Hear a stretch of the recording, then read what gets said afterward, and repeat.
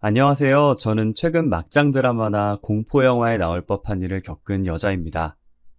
제가 살면서 남자를 많이 만나본 건 아니지만 그렇다고 적게 만난 것도 아니에요. 여러 남자들을 만나며 연애와 이별을 반복하다 보니 결혼을 굳이 꼭 해야 하나 싶은 생각이 들더라고요. 어른들이 보통 남자를 만날 때 그놈이 그놈이라는 말 많이 하시잖아요. 그 말처럼 연애를 해보니 다 그놈이 그놈같이 똑같게 느껴져서 점점 결혼 생각이 없어지더라고요. 그런데 그런 생각을 꺾게 만든 게 남편이었어요. 저희 남편을 만나면서 참 특이한 사람이다, 같이 살면 재밌겠다라는 생각을 하다가 어느새 결혼까지 하게 되었네요. 남편은 제게 고백했던 것도 보통의 고백과는 많이 달랐어요. 소연 씨, 저 오늘 아니면 이 말 영원히 못할 것 같아서요. 무슨 말인데요? 도대체 무슨 말이길래 표정이 심각해요? 데이트를 마치고 집으로 가는 길에 남편이 제 손목을 잡고 돌려 세우더니 뜸을 들이고 머뭇거리는 거예요. 저는 드디어 남편이 제게 고백한다는 생각에 마음이 들떠 있었어요. 고백하면 바로 받아주겠다며 속으로 쾌재를 부르고 있는데 대뜸 자신의 가정사를 말하더라고요. 소연 씨, 저는 남들과는 다르게 부모님이 안 계세요. 두 분 다 오래전에 돌아가셨거든요. 네? 저는 상혁 씨가 겉보기엔 밝아 보이셔서 그런 아픔이 있는지 몰랐어요. 그런 표정으로 보실 필요 없어요. 오래된 일인걸요. 제가 가족에 대한 정이 뭔진 잘 모르지만 소연 씨한테 어떤 남자들보다도 더 잘해줄 자신 있어요. 저 믿고 한번 만나보실래요? 네, 좋아요. 저는 상혁 씨가 어떤 사람이든 어떤 생활을 했든 저는 아무 상관 없어요. 그런 건 전혀 중요치 않거든요. 앞으로 제가 상혁 씨 가족이 되어줄게요.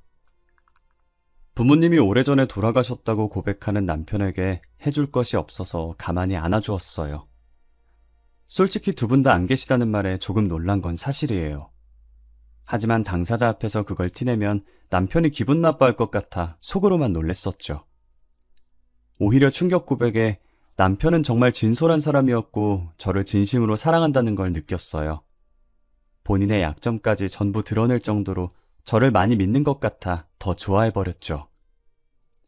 보통 저희 나이가 되면 이제 결혼까지 보고 연애를 할 텐데 부모님이 안 계시다고 하면 망설이는 사람들이 간혹 있잖아요.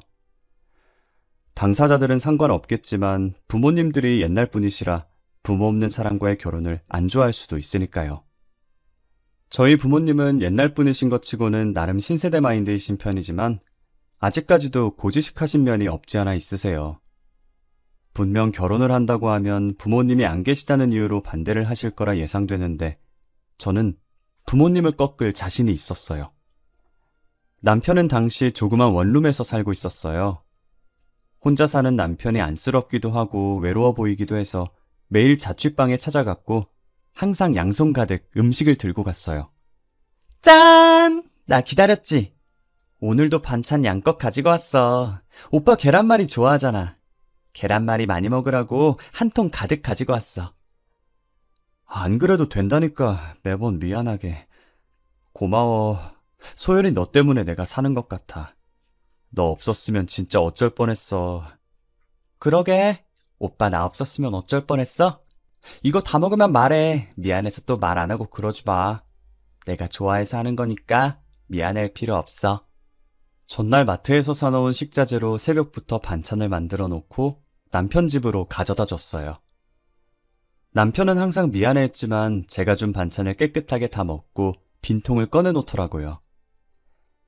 식탁 위에 올려진 빈통을 보면 맛있게 먹어준 것만으로 너무 감사했어요. 그러다 한 번은 제가 주말이기도 하고 게으름을 부리고 싶어서 저녁에 찾아간 적이 있었어요. 역시나 양손 가득 들고 온 무거운 반찬통들을 내려놓고 남편 집 앞에 서서 벨을 눌렀는데 분명히 안에 있을 남편이 아무리 벨을 눌러도 문을 안 열어주는 거예요. 제가 문을 살짝 두드리면서 남편을 외치니 그제서야 문이 열리기 시작하더라고요. 뭐야, 집에 있으면서 왜 문을 안 열어줘? 내가 몇 번이나 벨을 눌렀는데. 다른 사람인 줄 알았어. 올 거면 연락이라도 하고 오지. 내가 언제는 연락하고 왔었나? 여기 찾아올 사람이 나 말고 또 있나 봐? 아니야, 그런 거. 우와! 오늘도 내가 좋아하는 반찬들 많네? 진짜 맛있겠다.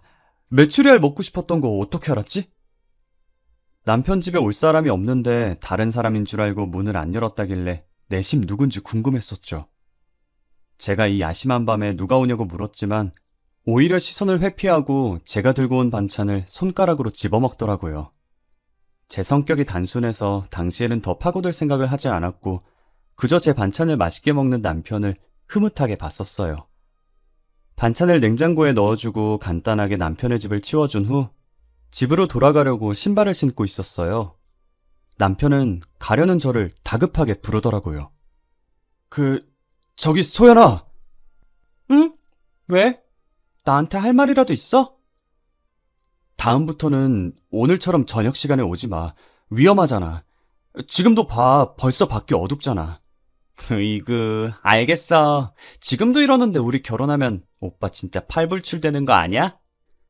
세상이 하도 흉흉하니까 그렇지. 항상 조심하고. 알겠지? 내가 한두 살 먹은 어린애도 아니고.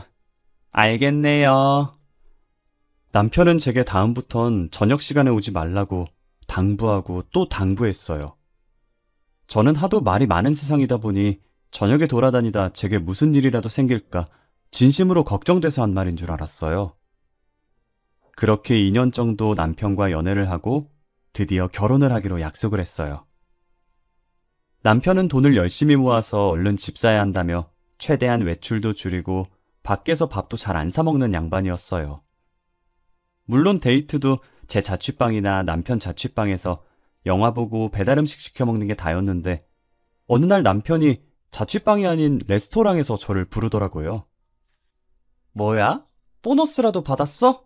갑자기 웬 레스토랑? 레스토랑도 레스토랑인데 우리 밖에서 만나는 거 진짜 오랜만 아니야? 그러게, 얼마만이지? 마지막으로 밖에서 데이트한 게 언제인지도 기억도 안 날 정도네. 뭐야, 오빠. 레스토랑이라고 꾸미고 나온 거야? 머리도 올렸네?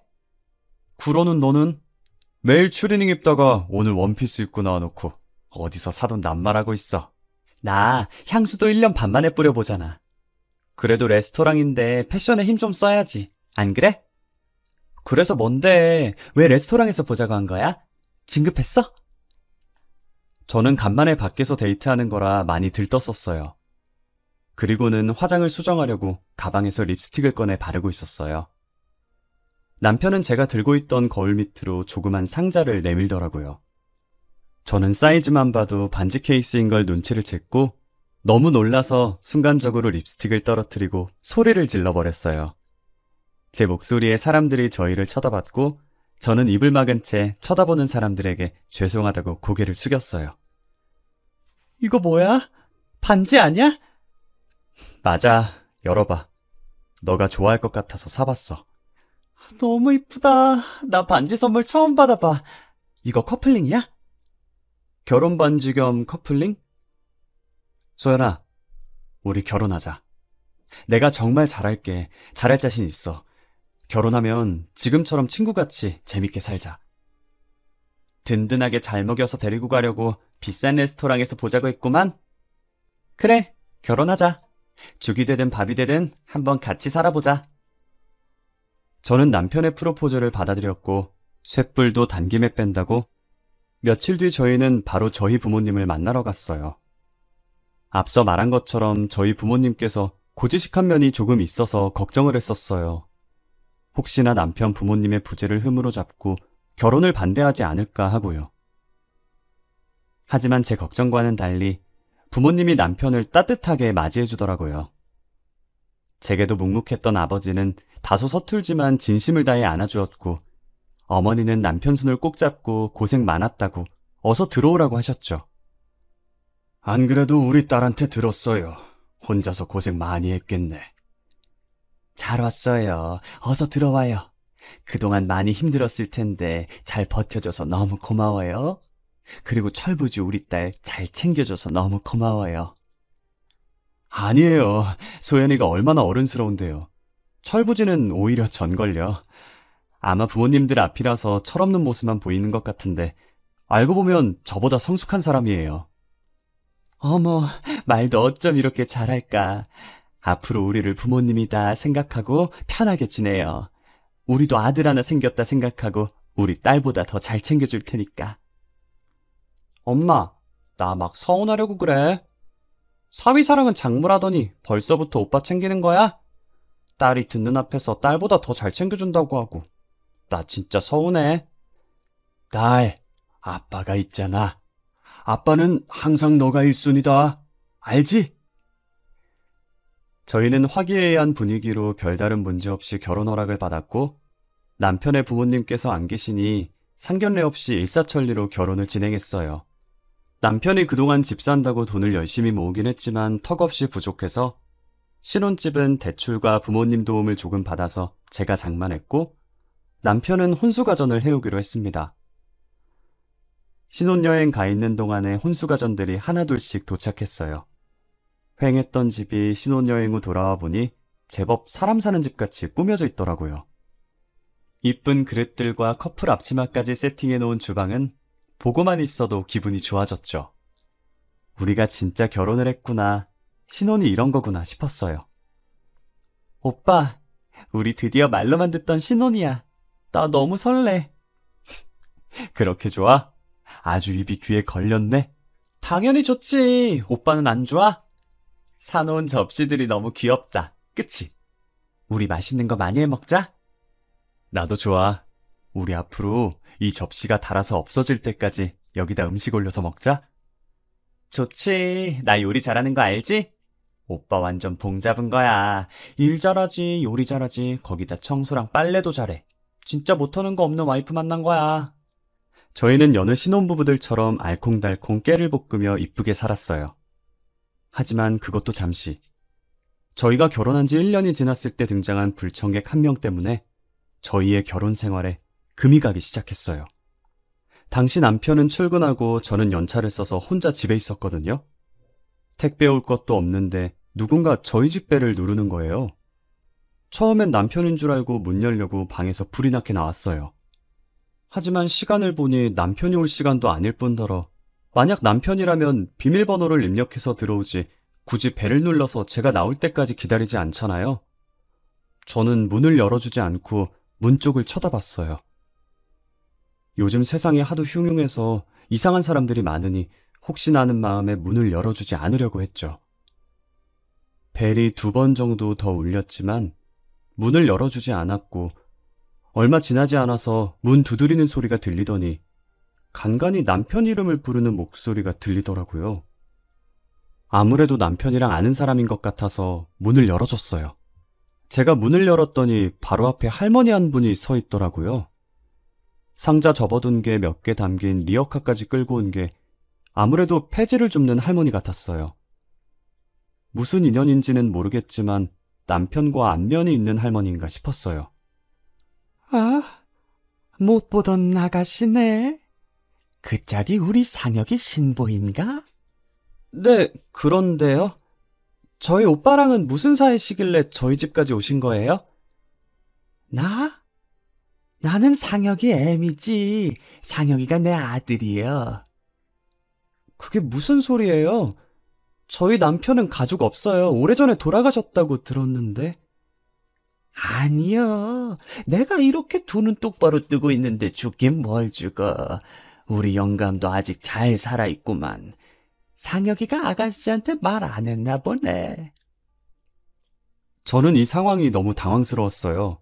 대뜸 리어카 끌고 와서 남편 찾는 할머니도 너무 당황스럽고 그 할머니가 자신이 남편의 친모라고 주장하는 것도 모두 황당했어요. 제가 무슨 반응을 보여야 할지 몰라서 문을 붙들고 할머니만 쳐다봤고 할머니는 다리 아프게 계속 자신을 여기다 세워둘 거냐고 집 안에 들어오려고 하시더라고요. 때마침 남편이 퇴근을 해서 집으로 들어오고 있었고 문 앞에 서 있는 저와 할머니를 보고 당황스러운 듯 보다가 저희 쪽으로 뛰어왔어요. 지금 여기서 뭐 하시는 거예요? 왜 여기까지 찾아왔어요? 이 정도 했으면 된 거 아니에요? 제가 이만큼 피해 다녔으면 제발 그만하고 가세요. 상혁아, 이 애미 한 번만 살려다오. 내가 얼마나 급하면 여기까지 찾아왔겠냐. 오죽 급했으면 이러겠냐고. 제발 애미 한 번만 살려주면 안 되겠어? 남편은 자신에게 매달리는 할머니를 매정하게 내쫓았고 그대로 현관문을 닫아버렸어요. 갑자기 벌어진 일에 놀라서 다시 문을 열려고 하는데 남편이 제 앞을 막더라고요. 뭐 하는 거야, 오빠? 오빠 친어머니라고 하던데 그렇게 내쫓으면 어떡해? 누가 내 어머니야? 내 어머니 아니야. 내가 전에 말했잖아. 부모님 돌아가셨다고. 미친 사람이니까 저 사람 말 들을 필요 없어. 처음 보는 남편의 단호한 표정에 기가 눌려서 저는 아무 말도 할 수 없었어요. 남편이 연애를 할 때부터 지금까지 제게 한 번도 화낸 적 없던 터라 그날은 아무 말 없이 하루 종일 남편 눈치만 봤어요. 다음 날 주말이었고 남편이 친구를 만나러 가고 없을 때 할머니가 다시 찾아왔더라고요. 저는 문 앞에서 왔다 갔다 하며 열어줄까 말까 한참을 고민했어요. 무슨 사연인지 궁금해서 바로 문을 열어주고 싶다가도 제가 할머니를 만났다는 걸 알면 남편이 싫어할 것 같아서 많이 망설였어요. 하필 제가 궁금한 건 못 참는 성격이라 두 눈 꼭 감고 문을 열어버렸어요. 그리고 서서 할 얘기는 아닌 것 같아 할머니를 저희 집 안으로 들어오게 했어요. 물 한 잔을 할머니께 건네면서 남편과는 무슨 사이인지 여쭤봤어요. 혹시 실례가 안 된다면 저희 남편과 어떤 사이인지 자세히 설명해 주실 수 있나요? 안 그래도 그거 말해주려고 찾아온 거요. 나는 어제 말했다시피 상혁이 애미, 그리고 상혁이 애비는 사고로 식물인간이 돼서 지금 병원에 누워있고. 식물인간이요? 아니 어쩌다... 그건 너가 자세히 알 거 없고 내가 어제 찾아온 건 너무 급해서 어쩔 수가 없었어. 미안하다. 급하게 돈이 필요한데 내가 부탁할 곳이 아들밖에 더 있겠냐. 무슨 돈이 필요하시길래... 우리 상혁이한테 여동생이 하나 있는데 그것이 사고를 쳐서 임신을 한 거예요. 돈이 없어서 결혼식도 못 올리고 지 신랑이랑 따로 살고 있더라고. 아가씨 남자친구 쪽에서는 지원 못 해주신대요? 우리 집 가난한 집안이라고 결혼 허락도 안 해주는데 지원을 해주겠어? 그쪽 집안에서 나보고 3천만 원 혼수해올 자신 있으면 결혼 허락해준다더라. 네? 3천만 원이요? 그래, 3천만 원. 내가 당장 3천만 원이 어디 껐어. 그래서 염치 없는 거 알지만 울며 겨자 먹는 심정으로 여기까지 오게 된 거요. 혹시 3천만 원 있으면 어떻게 안 될까? 제가 3천만 원이 어디 있어요.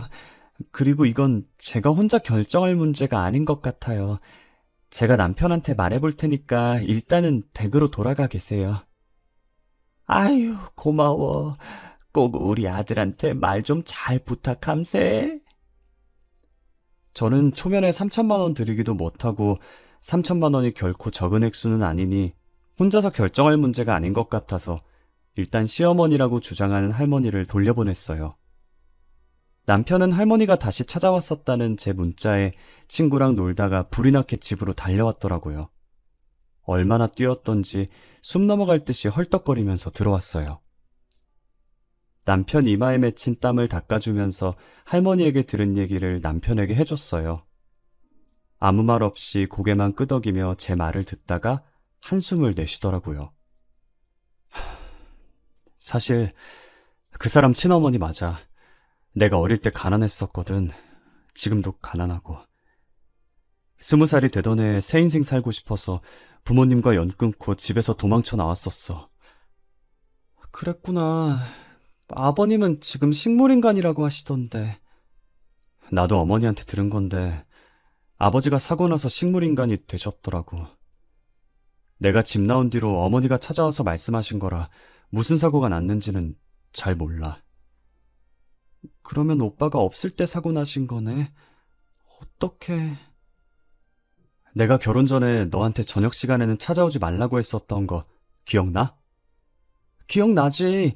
나 그 뒤로 저녁 시간엔 안 갔었잖아. 항상 그 시간이면 어머니가 찾아와서 나한테 돈 달라고 그랬었거든. 아버지 병원비가 만만치 않다면서. 혹시나 너랑 마주칠까봐 저녁에 오지 말라고 했던 거야. 신혼집 구할 때도 자취방이랑 멀리 떨어진 곳 구하자고 하더니 이게 다 어머님 때문이었어? 미리 말 못해서 미안해. 말없이 이사 가면 못 찾을 줄 알았는데 이렇게 찾아올 줄은 몰랐어. 내가 어느 회사 다니는지 아니까 퇴근 시간에 와서 나를 미행하신 것 같아. 시어머니는 결혼 전에 남편한테 돈 달라고 계속 찾아왔었다고 하더라고요. 남편도 처음에는 낳아주고 키워준 정이 있어서 돈 달라고 할 때마다 줬었대요. 돈 주는 버릇을 하다 보니 시어머니는 습관처럼 남편을 찾아왔고 남편은 그런 시어머니에게 진절머리가 나서 도망치려고 했고요. 결혼 후 1년 동안 안 찾아온 건 신혼집을 멀리 가는 바람에 남편을 찾지 못했던 거예요. 남편이 회사랑 거리가 먼 곳인데도 불구하고 이 집을 계속 고집한 이유가 뭔가 했는데 자신의 자취방이랑 멀고 시어머니가 찾아오지 않을 것 같아서 그랬던 것이었어요. 미안해. 내가 미안하다는 말 말곤 할 말이 없네. 그런데 항상 같은 시간에 오시다가 왜 어제는 일찍 오셨을까? 오늘은 나한테 사실대로 말해주려고 온 거라고 쳐도 말이야. 어제는 뭐 때문에... 어차피 나한테 말하면 부탁 안 들어줄 게 뻔하니까 너를 노리고 찾아온 것 같아. 우리 그냥 다른 지역으로 이사 가자. 나 진짜 다시는 가족들이랑 얽히고 싶지 않아. 그러지 말고 내가 3천만 원 줄 테니까 부모님이랑 연 끊지 마. 그래도 낳아주신 분들인데 어떻게 연을 끊어. 그러지 말자, 응? 낳아준 부모님이랑 연 끊겠다는데 제가 어떻게 가만히 보고만 있겠어요. 저는 남편에게 그러지 말라고, 그러다 나중에 후회한다며 며칠간 설득을 했어요. 결국 저의 끈질긴 설득으로 남편은 연을 끊지 않기로 했고 제가 준 3천만 원을 어머님께 드렸어요. 그러고 며칠 뒤 제게 발신번호 제안으로 전화가 온 거예요. 혹시나 보이스피싱일까봐 받을까 말까 망설였지만 호기심을 못 견디고 전화를 받았어요. 저는 아무 말도 없이 가만히 듣고만 있으니 30초 뒤 스피커 너머로 어떤 여자 목소리가 들리더라고요. 여보세요? 뭐야, 받은 거야, 만 거야? 여보세요? 안 들려요? 들려요. 누구세요? 들리면서 왜 대답을 하네요? 저 상혁 오빠 전 여자친구인데요. 앙칼진 목소리의 주인은 다름 아닌 남편의 전 여자친구였어요. 전 여자친구라는 말에 짧은 시간 동안 수만 가지 생각이 스쳐 지나갔어요. 도대체 전 여자친구가 내게 무슨 볼일로 전화를 한 걸까? 혹시나 남편을 다시 내놓으라는 전화일까? 짧은 순간에 막장 드라마 한 편 만들었죠. 그래서요? 전 여자친구분이 무슨 일로 저한테 전화 주신 거죠? 궁금한 게 있어서요.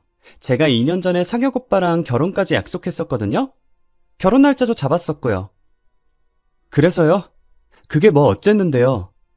결혼 3일 남았을 때였나 4일 남았을 때였나 어머님이 저를 찾아오셔서 식물인간인 시아버지 병간호를 부탁했었거든요. 며느리니까 당연히 해야 한다면서. 그쪽한테는 그런 부탁 안 하셨어요? 어머님께서 그런 부탁을 하셨었다고. 왜 그래요? 무슨 일 있어요? 왜 갑자기 소리를 지르고 그래요? 귀엽게.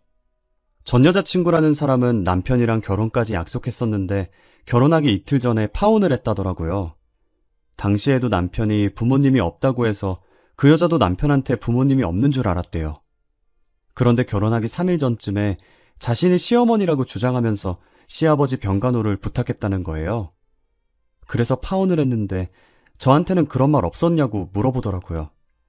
저는 그런 말을 들은 적이 없어서 진짜냐고 그 여자한테 되물어보려고 하는 순간에 저희 집 벨이 울렸고 마치 공포영화처럼 현관문 벨이 울리면서 인터폰에 시어머니 얼굴이 비치더라고요. 이 타이밍에 시어머니 얼굴이 떠서 놀란 나머지 소리를 지르면서 들고 있던 휴대폰을 떨어뜨렸어요. 소리 지른 게 바깥까지 다 들렸는지 제가 있다는 걸 알고 시어머니는 문을 미친 듯이 두드렸어요. 벨을 눌렀다가 문을 두드렸다가 진짜 공포영화 한 장면인 것처럼 난리도 아니었어요. 제가 문을 열어주지 않자 스스로 열어보려고 손잡이를 잡고 계속 돌리는데 덜컹거리는 소리가 너무 선명하게 들려서 공포감이 들었어요. 저는 떨리는 손으로 문을 열었고 시어머니는 웃으면서 집 안으로 들어오더라고요. 그러더니 자연스럽게 거실에 있는 소파에 앉으시더니 제게 종이를 내미는 거예요. 내가 긴히 너한테 부탁할 게 있어서 왔구만. 이거 받아. 팔 떨어져.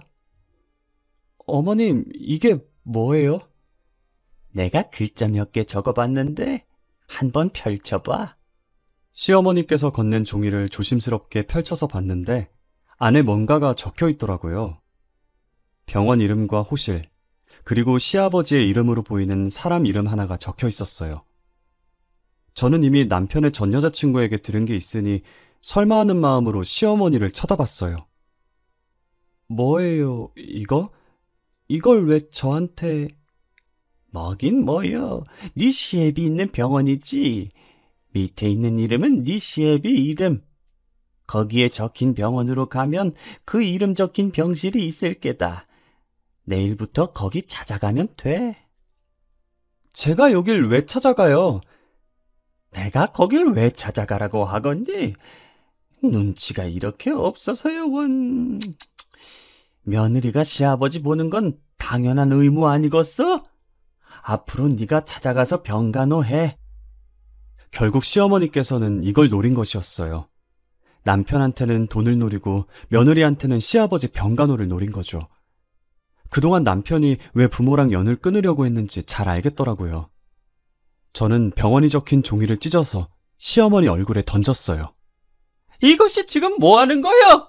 이게 어디서 배워먹은 버르장머리냔 말이요? 저 내일 당장 변호사 찾아가서 이혼 절차 밟을 거예요. 이혼하면 더 이상 며느리 아니죠? 저는 며느리가 아니라서 병간호할 수 없으니 어머님이나 실컷 하세요. 이게 지금 뭐라고 하는겨? 그리고 여긴 제 집이니까 나가주시겠어요? 남이 저희 집에 있는 거 굉장히 불쾌하네요. 저는 이제 이혼할 거라고 더 이상 며느리 아니니 시아버지 병간호를 할 수 없다며 시어머니를 집에서 내쫓았어요. 그리고 퇴근하고 들어온 남편에게 시어머니와 있었던 일을 이야기했고 이혼을 하자고 했어요. 우리 이혼하자. 오빠가 좋은 사람인 거 너무 잘 알아. 하지만 어머님이 살아계신 한 우리가 아무리 이사를 가도 어떻게든 찾아서 쫓아오실 뿐이야. 나는 어머니 감당 못하겠어. 그래, 그러자. 이혼해. 내가 대신 사과할게. 정말 미안해. 저는 남편과 합의 이혼을 했고 재산 분할이나 위자료 없이 정말 깔끔하게 이혼을 했어요. 집은 제가 산 거라 남편만 짐을 챙겨서 나갔어요. 남편은 그동안 모은 돈으로 어찌저찌 투룸 전세를 구했더라고요. 혼수 가전들은 남편이 해온 것이니 전부 남편의 집으로 보내줬어요. 이혼한 지 3일째 됐을 때 제 통장에 3천만 원 입금 알림이 와서 봤더니 남편인 거예요. 이게 무슨 돈인가 싶어서 놀라서 이혼 후 처음으로 전화를 했어요. 방금 3천만 원 보낸 거 뭐야? 왜 나한테 돈을 보내? 저번에 어머니한테 드렸던 3천만 원 다시 돌려줘야지. 이혼한 날 바로 주려고 했는데 집 구하느라고 돈을 다 썼더라고. 급한 대로 대출받아서 보냈어. 안 보내줘도 돼. 오빠가 안 준다는 거 내가 주라고 고집 부렸던 거였잖아. 그래도 어떻게 그래. 어차피 정리하는 거 깔끔하게 하는 게 낫지. 그동안 미안한 일만 많았네. 과거는 다 잊고 새롭게 시작해. 너는 분명 잘할 수 있어. 내가 응원할게. 시어머니만 아니었어도 남편과는 절대 이혼할 일 없었을 거예요. 남편은 이혼했지만 끝까지 좋은 사람이고 저를 위해준 사람이죠. 남은 제 인생에서 이런 남자를 다시 만날 수 있을지 모르겠네요. 시어머니는 저희가 진짜 이혼을 했다는 걸 알았는지 더 이상 저를 찾아오지 않았어요. 저는 아직도 그때를 잊지 못해요. 인터폰에 웃고 있는 시어머니의 얼굴이 비치던 그때를 말이에요. 이혼의 이유가 남편을 잘못 만나서 헤어진 건 아니지만 잘못된 시어머니를 만날까봐 무서워서 아직 재혼은 꿈에도 못 꾸고 있네요. 남편이 숨기지 않고 솔직히 말했다면 제가 결혼을 했었을까요? 여러분들도 결혼하기 전에 상대방에게 숨겨진 가족이 있는 게 아닌지 꼭 확인하고 결혼하시길 바랄게요. 저처럼 뒤늦게 침몰하며 찾아와서 시부모 봉양하라고 명령하는 사람은 안 만나길 기도할게요. 제 사연 읽어주셔서 감사합니다.